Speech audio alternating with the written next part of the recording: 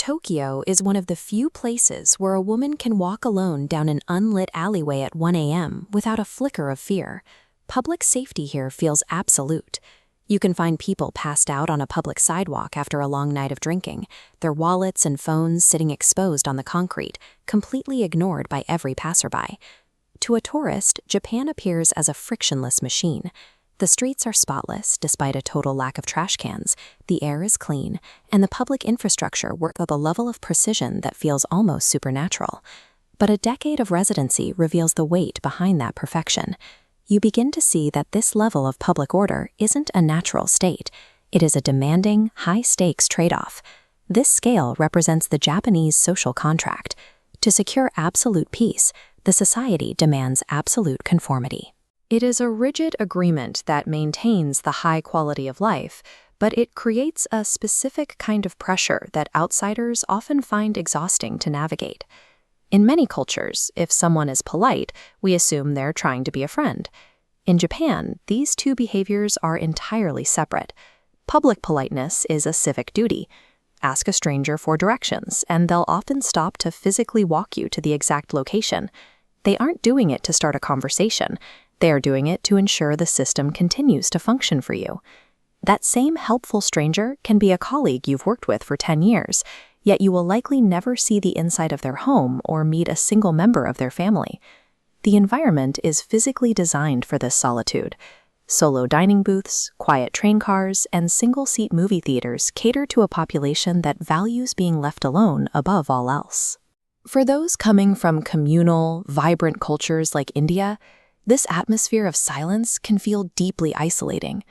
It is a world where people are helpful, but rarely welcoming.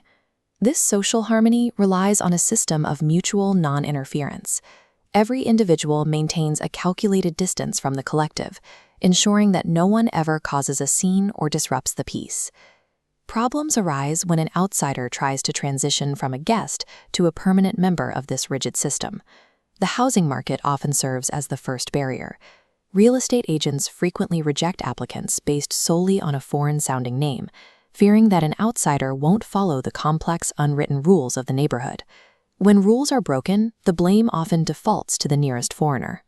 Ajay recalls an instance where someone left a mess in an apartment hallway, and the management immediately posted a warning sign, written only in English, assuming an outsider must be the culprit.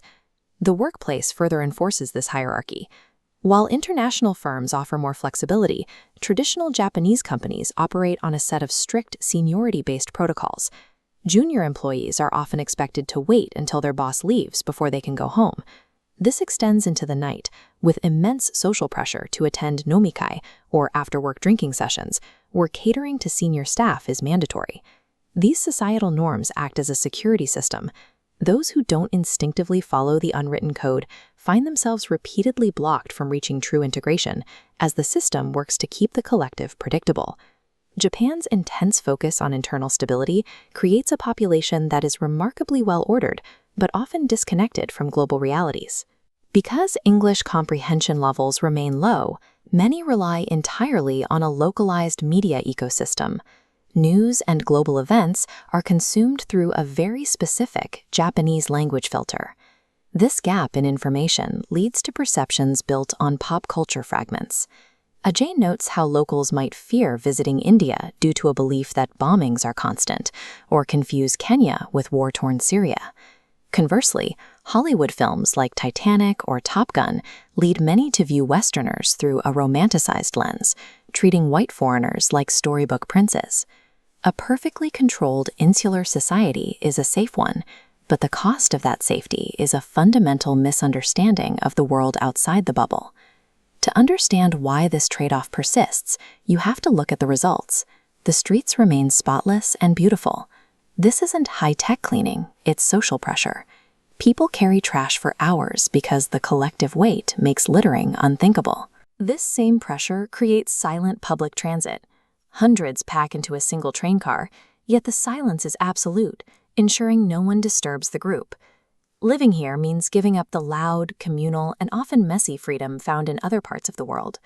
Japan offers a life of total predictability and safety. For those who can endure the weight of the conformity required to maintain it, the peace is worth the price.